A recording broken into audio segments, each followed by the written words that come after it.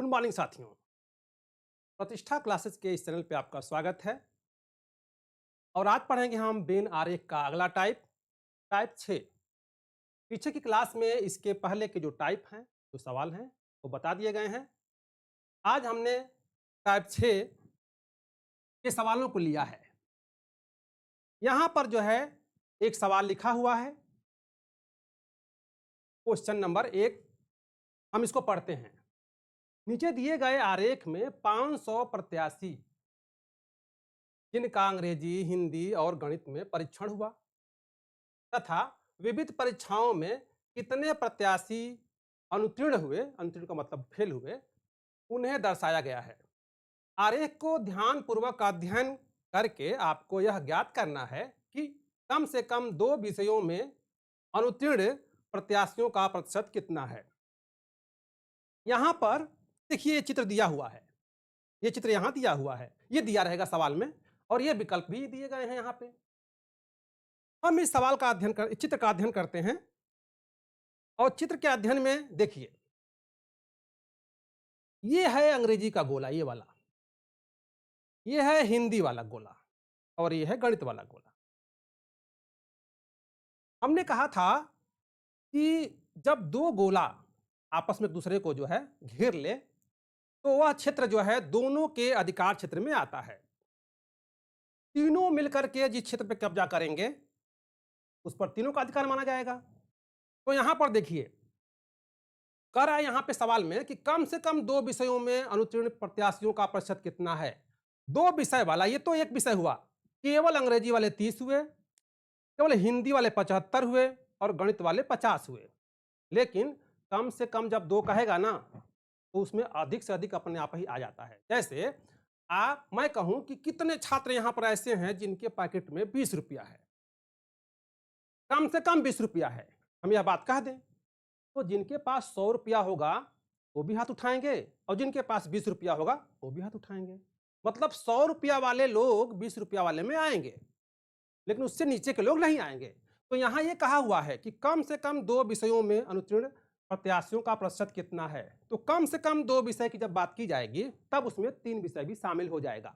अब देखिए यहां पर जब इसको हल करना होगा इस सवाल को, तब इसको हल कैसे करेंगे। यहां पर जब हल करना होगा तो हल करने का तरीका ये होगा कि यह 12 और यह 10 ये 2 विषय वाले लोग हैं। तो 10 10 प्लस 12 प्लस 12 और 5 लोग ऐसे हैं जो तीनों वाले हैं, गणित, हिंदी और अंग्रेजी तीनों में क्या हैं, तो ये अनुत्तीर्ण हैं। तो ये 5 इसमें और जुड़ जाएंगे, ये भी 5 इसमें जुड़ जाएंगे। अब इनको जरा जोड़िए, जब जोड़ेंगे तब ये हो गया 12 24, 24 10 34 और 34 और 5 हो गया, ये है 39। अब 39 का प्रतिशत निकालना है। ये जो है 39 आया यहां पर, इसका प्रतिशत निकालना है क्योंकि सवाल में पूछा हुआ है अनुत्तीर्ण प्रत्याशियों का प्रतिशत ज्ञात कीजिए, तो इसका प्रतिशत निकालना है। प्रतिशत निकालने के लिए देखिए ध्यान से, ये हैं 39 लोग। अब इनका प्रतिशत निकालेंगे तब इनको करेंगे 100 से गुणा और यहां लिखा है कुल प्रत्याशी 500, तो 500 की भाग दे दीजिए, ये इससे कट गए, बचा 5। 5 की जब भाग देंगे तो 5 सत्ते 35, बचा 4 और 5 बटे 40, दशमलव लगा के यहाँ 8, 7.8 आया। तो ये जो 7.8 है ना, इतने प्रतिशत, देखिए 4 विकल्पों में से तीसरा विकल्प जो दिखाई दे रहा है ये वाला जो है विकल्प सही होगा, क्योंकि सवाल पूछा है प्रतिशत में, तो हम इसका उत्तर भी प्रतिशत में ही ज्ञात करेंगे। और यह बात यहां पे सी वाले में देखिए 7.8% है, तो हम कहेंगे कि कम से कम 2 विषयों में अनुत्तीर्ण होने वाले प्रत्याशियों का प्रतिशत कितना है, तो 7.8 है। आया समझ में। ऐसे सवालों में चित्र दिया रहेगा आपको। चलिए आगे देखते हैं अगला सवाल। यहां देखिए, यहां पर जो सवाल दिया हुआ है उसका एक निर्देश है ऊपर। एक कक्षा में 30 विद्यार्थी गणित में उत्तीर्ण हुए 50 विद्यार्थी अंग्रेजी में उत्तीर्ण हुए, 80 विद्यार्थी रीजनिंग में उत्तीर्ण हुए, 5 विद्यार्थी गणित और अंग्रेजी दोनों में हुए, 15 विद्यार्थी अंग्रेजी और रीजनिंग में हुए और 10 विद्यार्थी गणित और रीजनिंग में, अंग्रेजी, रीजनिंग और गणित तीनों में 2 विद्यार्थी। इन सूचनाओं के आधार पर निम्न प्रश्नों का उत्तर दीजिए। यहां पर कहा हुआ है कि 2 से लेकर के 5 तक के जो सवाल हैं वो इसी सूचना के आधार पर हल किए जाएंगे। तो जो सूचना यहां दिखाई दे रही है, पहले तो इस सूचना के आधार पर हम एक वेन डायग्राम बनाएंगे। अब वेन डायग्राम बनता कैसे है, जरा सोचिए। यही सवाल आपके सामने है, इसको हल करना है। तो बनाने का हम एक ट्रिक बताते हैं आपको, ध्यान से सुनिए। सबसे पहले इसमें 3 विषय हैं, अंग्रेजी है, रीजनिंग है और गणित है। तो हम 3 गोला जो है, एक अंग्रेजी का, एक रीजनिंग का और एक गणित का बना लिया। हमने 3 गोला बना लिया। अब इन 3 गोलों में सबसे पहले हम भरेंगे किसको? तीनों का अधिकार जिस पर हो उसको पहले भरेंगे। तो देखिए तीनों का अधिकार किसमें है? तो 2 पर, अंग्रेजी, रीजनिंग और गणित तीनों में 2 विद्यार्थी अनुत्तीर्ण हैं। और यह इलाका जो है, हम इसको मान लें कि अंग्रेजी बोले, ये अंग्रेजी है, ये है आपका अंग्रेजी, ये है अंग्रेजी वाला, ये है आपका गणित और ये है आपका रीजनिंग। ये है अंग्रेजी, ये है गणित और ये है रीजनिंग। अब देखिए ध्यान से, सबसे पहले हम क्या करेंगे कि ये वाला इलाका, देखिए ये वाला इलाका बीच वाला, इस पर तीनों का अधिकार है। तो हम तीनों वालों की जो संख्या है उसको यहां पहले भर लेंगे। तो हमने यहां 2 भर लिया। अब फिर आगे बढ़ेंगे, आगे बढ़कर ये देखेंगे कि 2 वाले अंग्रेजी और गणित वाले कितने लोग हैं, रीजनिंग और गणित वाले कितने लोग हैं, अंग्रेजी और रीजनिंग वाले कितने लोग हैं, उसको भरेंगे। तो यहां देखिए कहा हुआ है 5 विद्यार्थी गणित और अंग्रेजी दोनों में। तो 5 विद्यार्थी इसको लेकर होने चाहिए। गणित और रीजनिंग में 5 विद्यार्थी हैं। यहां देखिए विद्यार्थी, 5 विद्यार्थी गणित और अंग्रेजी में। तो ये है गणित, ये है अंग्रेजी और 5 होने चाहिए। तो 2 यहां है तो 3 ही ना बचा, तो यहां पर 3 भर देंगे। आया समझ में? 3 2 5 हो गए। फिर कह रहा है 15 विद्यार्थी अंग्रेजी और रीजनिंग दोनों में।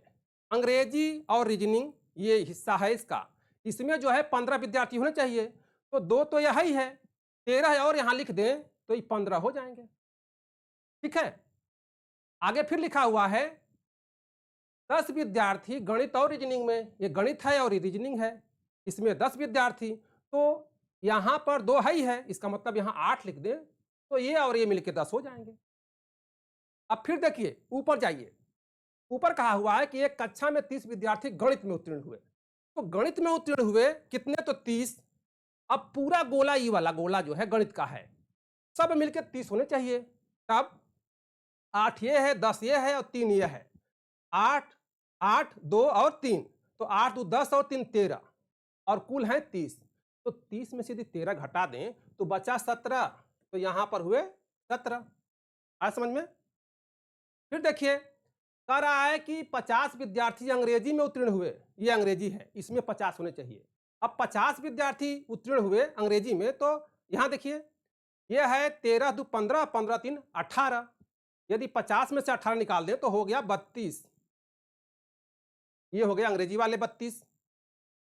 और फिर कह रहा है कि 80 विद्यार्थी रीजनिंग में उत्तीर्ण हुए। 80 जो है रीजनिंग होना चाहिए।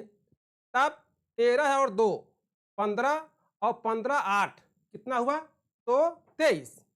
और 80 में से 23 जब घटा देंगे तो कितना बचा? 57। ये हुआ 57।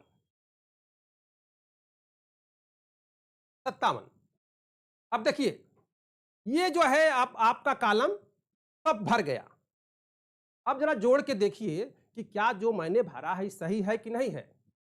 देखिए यह होना चाहिए, पहला कॉलम है गणित का, तो गणित में होने चाहिए कितने? तो 30। जोड़िए जरा, 17 और 3 20, 30 8 28 और 2 30 हो गया। तो गणित वाले 30 हो गए। 50 विद्यार्थी अंग्रेजी में उत्तीर्ण हुए, तो 50 अंग्रेजी होना चाहिए। जरा जोड़िए, 32 और ये है कुल 15 3 18, 32 और 18 हो गया, ये भी हो गया 50। आगे फिर देखिए 80 विद्यार्थी रीजनिंग में उत्तीर्ण हुए, 80 या होना चाहिए, तो ये है 57, 57 और 3 60 10 70 और 70 10 80, ये भी 80 हो गया। अब कह रहा है कि ऐसे विद्यार्थी कितने हैं जो केवल गणित में उत्तीर्ण हुए हैं। अब ये जब भर गया ना तो सब कुछ साफ साफ दिखाई दे रहा है, कुछ नहीं करना है, एक बार इसको भर लेंगे तब सभी सवाल आसानी से हल हो जाएंगे। अब यहां पर जो है सब सवालों के उत्तर सामने आ गए हैं। ऐसे विद्यार्थी कितने हैं जो केवल गणित में उत्तीर्ण हैं, तो केवल गणित वाले देखिए यहां पर 17 हैं, बस 17 वाले पर टिक लगा देंगे, ये 17 वाला सही होगा इसका, क्योंकि यहां 17 दिखाई दे रहे हैं साफ साफ, तो 17 वाले पे हमने टिक लगा दिया। आगे जो है इसी आधार पे 2 सवाल 3 सवाल और हैं, उनको देख लेते हैं। यहां देखिए ऐसे कितने विद्यार्थी हैं जो केवल अंग्रेजी में उत्तीर्ण हैं, केवल अंग्रेजी में उत्तीर्ण वाला देखिए जरा, यहां केवल अंग्रेजी में, केवल अंग्रेजी में देखिए, केवल अंग्रेजी में 32 है, और विकल्प में यहां 32 दिया हुआ है, यहां पर जो है जो विकल्प है यहां पर 32 दिया हुआ है। ऐसे कितने विद्यार्थी हैं जो केवल अंग्रेजी में उत्तीर्ण हैं, केवल अंग्रेजी में जो है 32, तो ये वाला सही है, ठीक है। फिर आगे देखिए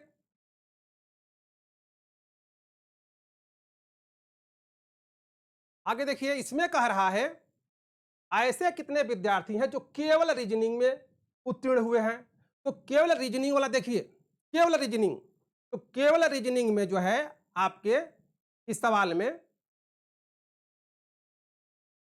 एक मिनट, केवल रीजनिंग में यहां देखिए केवल रीजनिंग में 57 लोग हैं, देखिए यहां 57 लोग हैं, तो 57 जो है केवल रीजनिंग वाले होंगे। आइए यहां लगाइए टिक इसमें 57 वाले में, तो ये है टिक इसका 57 वाला सही। फिर कह रहा है कुल विद्यार्थियों की संख्या बताइए, कुल विद्यार्थी कितने हैं इसको बताना है। यहां पर कुल विद्यार्थियों की संख्या बताने के लिए क्या करेंगे, तो सबको जोड़ देंगे, क्या करेंगे, तो सबको जोड़ देंगे, और सबको जोड़ेंगे, सवाल में देखिए सबको जरा जोड़िए, ये सब हैं, तो हो गया 32 plus 3 plus 17 plus 8 plus 13 plus 2 plus 57, 1 2 3 4 5 6 7, 1 2 3 4 5 6 7, सबको जोड़ दीजिए जरा।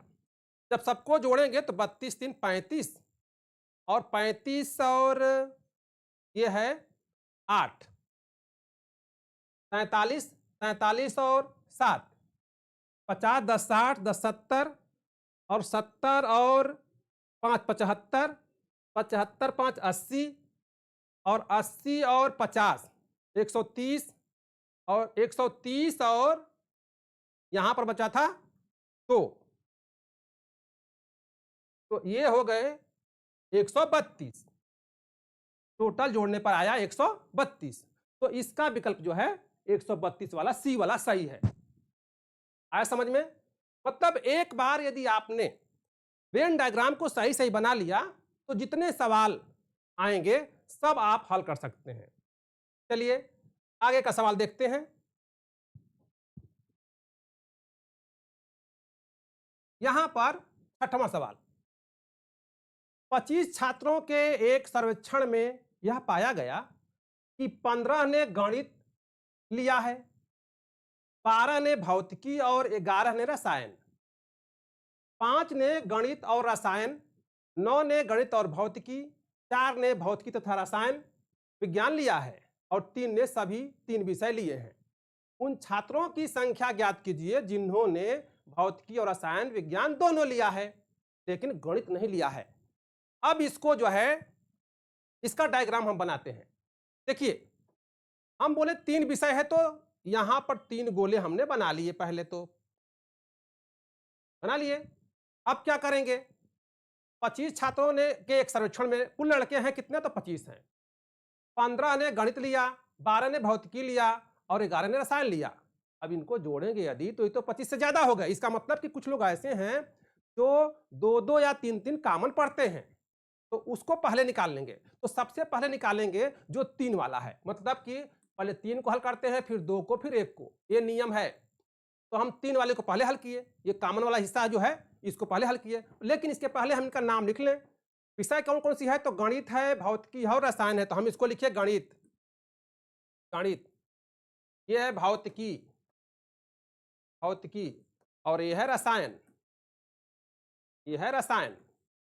अब देखिए, 3 ने सभी 3 विषय लिए हैं, तो 3 को हम बीच में यहां लिख दे रहे हैं। 3 को बीच में लिख दिए, यहां पर 3 लिख दिया हमने। अब 2 वाले पे चलिए कि 2-2 कॉमन किसमें है। तो कह रहा है 11 ने रसायन विज्ञान, 5 ने गणित और रसायन। तो गणित और रसायन जो है, देखिए गणित और रसायन का क्षेत्र यह है और इनकी संख्या कितनी है? तो 5 है। तो 3 जब यहां लिखा हुआ है तो 2 ही ना बचा, यहां 2 बचा, तो 2 हमने लिख दिया, क्योंकि 5 होना चाहिए। फिर कह रहा है कि 9 ने गणित और भौतिकी लिया है। गणित और भौतिकी का क्षेत्र तो ये वाला है, तो गणित और भौतिकी के क्षेत्र में 9 होना चाहिए। तो 3 यहां जब भरा हुआ है तो यहां पर केवल 6 लिखेंगे, 6 3 9 हो गया। फिर आगे लिखा हुआ है 4 ने भौतिकी और रसायन, भौतिकी और रसायन का क्षेत्र तो ये है और इनकी संख्या 4 है। तो 3 है ही है एक, तो यहां 1 केवल होगा, तभी हो गया 4। अब फिर आगे देखिए, 25 छात्रों ने के सर्वेक्षण में पाया गया कि 15 ने गणित लिया है। अब गणित 15 होना चाहिए, तो यहां पर जोड़िए इसको, 6 3 9 और 9 2 11, तो बचा कितना? 4 केवल बचा, तो 4 यहां होगा। 12 ने भौतिकी लिया है, देखिए 6 3 9 1 10 और 2 यहां लिख देंगे तो ये हो गया 12। 4 ने भौतिकी तथा रसायन लिया है, भौतिकी और रसायन, हाँ 4 ने भौतिकी और रसायन लिया है, 12 ने भौतिकी और भौतिकी और 11 ने रसायन विज्ञान, 5 ने गणित और रसायन, गणित और रसायन हो गया, 5 ने गणित और रसायन, ठीक है, बिंदु 5 हो गया। 5 ने गणित और रसायन, 9 ने गणित और भौतिकी, ये भी हो गया, 9 ने गणित और भौतिकी लिया है। 4 ने भौतिकी और रसायन हो गया, ये भी हो गया, और 3 ने सभी लिया है।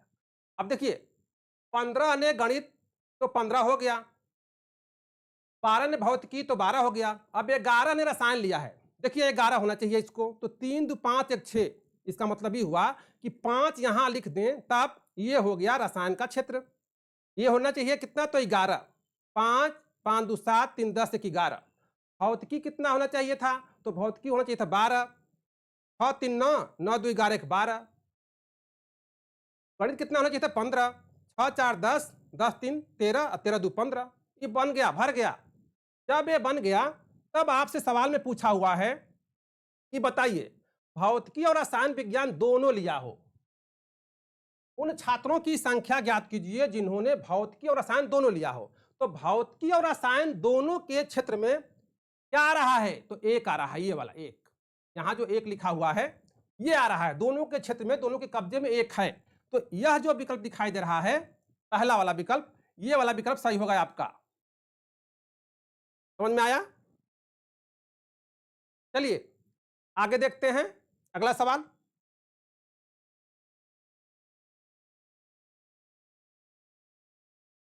यहां भी एक निर्देश दिया हुआ है अगले सवाल में, और कहा हुआ है कि 7 से 9, मतलब कि 7 8 9, 3 सवाल यहां दिए हुए हैं। सवाल है कि एक कक्षा में कुल 500 विद्यार्थी हैं, इनमें से 300 विद्यार्थी हिंदी बोलते हैं और 400 विद्यार्थी अंग्रेजी बोलते हैं। तब निम्न प्रश्नों के उत्तर दीजिए। इसका डायग्राम तो पहले बनाएंगे, उसके बाद बात समझ में आएगी कि सवाल हल कैसे होगा। तो पहले तो कक्षा में कुल कितने विद्यार्थी हैं? तो 500 हैं, और यहां पर हिंदी बोलने वाले ही 300 हैं। यहां देखिए, इनमें से 300 विद्यार्थी हिंदी बोलते हैं और 400 अंग्रेजी, तो 4 3 700 ही हो जा रहे हैं, जबकि कुल 500 ही हैं। तो इसका मतलब ये हुआ कि 200 विद्यार्थी ऐसे हैं जो कॉमन दोनों बोलते हैं, हिंदी और अंग्रेजी दोनों बोलते हैं। तब इसका डायग्राम जो है बनाने के लिए हम यहां पर जो है सवाल शायद दिखाई दे रहा होगा आपको। हम यहां पर इसका डायग्राम बना रहे हैं। यहां देखिए, ये दो ही हैं तो इसलिए जो है हमने दो डायग्राम बनाया, वेन डायग्राम बनाया, और इसका नाम लिखा हमने जो है हिंदी, इसका नाम हमने लिखा हिंदी, और इसका नाम हमने लिखा अंग्रेजी। अंग्रेजी, ये हिंदी हो गया या अंग्रेजी हो गया। अब आपसे कह रहा है सवाल में कुल 500 विद्यार्थी हैं, इनमें से 300 विद्यार्थी हिंदी और 400 विद्यार्थी अंग्रेजी बोलते हैं, तो 300 प्लस 400 बराबर 700। लेकिन जो 500 विद्यार्थी हैं घटा दें तो कुल बचा 200, और यह 200 जो विद्यार्थी हैं वही विद्यार्थी कॉमन है। यहां पर 200 विद्यार्थी क्या हैं, तो हिंदी और अंग्रेजी दोनों बोलते हैं। अब जो है आगे देखिए, सवाल में कह रहा है कि इनमें से 300 विद्यार्थी हिंदी बोलते हैं, तो 300 विद्यार्थी हिंदी बोलते हैं, यहां 200 हमने लिखा है, ध्यान रखिएगा, यह है 200, यह है 200। 300 विद्यार्थी कह रहा है कि हिंदी बोलते हैं। अब देखिए, जब 200 कॉमन हो गए तब केवल 100 विद्यार्थी बचे आपके। अब 100 और 200 मिला के तब 300 लोग जो है हिंदी बोलेंगे। ऐसे ही आगे कह रहा है कि 400 विद्यार्थी अंग्रेजी बोलते हैं। जब 200 ये हो गया, इसका मतलब केवल 200 विद्यार्थी ऐसे हैं जो केवल अंग्रेजी बोलते हैं। लेकिन जब कहा जाएगा कि अंग्रेजी बोलने वाले 400 हैं, इसका मतलब ये हुआ कि यहू 200 मिला करके जो कॉमन वाला इलाका है, ये जो क्षेत्र दिखाई दे रहा है, इसको मिला करके तब अंग्रेजी बोलेंगे 400 लोग, इसको मिलाकर तब हिंदी बोलेंगे 300 लोग। आए समझ में? सब सवालों का उत्तर वहां बन गया डायग्राम, तो सवालों को उत्तर देना आसान हो गया आपके लिए। पढ़िए सवाल। सवाल है पहला, ऐसे कितने विद्यार्थी हैं जो हिंदी और अंग्रेजी दोनों बोलते हैं। तो हिंदी और अंग्रेजी बोलने वाले बीच के लोग हैं, और देखिए यहां पर 200 विकल्प में है डी वाले में, तो हिंदी और अंग्रेजी बोलने वाले कितने लोग हुए, तो 200 हुए। फिर देखिए क्वेश्चन नंबर 8 है, ऐसे कितने विद्यार्थी हैं जो केवल हिंदी बोलते हैं, केवल हिंदी बोलते हैं। तो केवल हिंदी बोलने वाले 100, देख रहे हैं ना, हिंदी वाले इलाके में केवल हिंदी कहा हुआ है, यहां सी वाला विकल्प सही है 100। और ऐसे कितने विद्यार्थी हैं जो केवल अंग्रेजी बोलते हैं, तो केवल अंग्रेजी बोलने वाले यहां पर देखिए 200 हैं, और यहां विकल्प में 200 दिया हुआ है, 200 होंगे। आया समझ में? तो आज जो सवाल हम लोग हल कर रहे थे, इसी के साथ इसके जो टाइप हैं, सारे टाइप जो है खत्म हो गए तर्क आरेख के। और जितने सवाल हमने पढ़ाए हैं, इन सवालों में से यूपीपी, एसएससी, एनटीपीसी या सिविल सर्विसेज के जो भी सवाल आते हैं, सारे सवाल हमने लिए थे। सब सवाल और सब टाइप हमने यहां बता दिए हैं। यदि आपको सवालों को समझने में कोई दिक्कत होती है, कोई समस्या होती है, तो आप कमेंट में आप हमसे पूछ सकते हैं, और हम जो है हरदम जो है आपका उत्तर देने के लिए तैयार रहेंगे। इसी के साथ आज ये टॉपिक हम खत्म करते हैं। धन्यवाद।